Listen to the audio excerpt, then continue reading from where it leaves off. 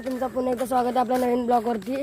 तर आपण आता चाललो आपल्या गावातल्या डॅमवरती पवायला। तर तुम्हाला भेटू आपण पुन्हा जाऊन।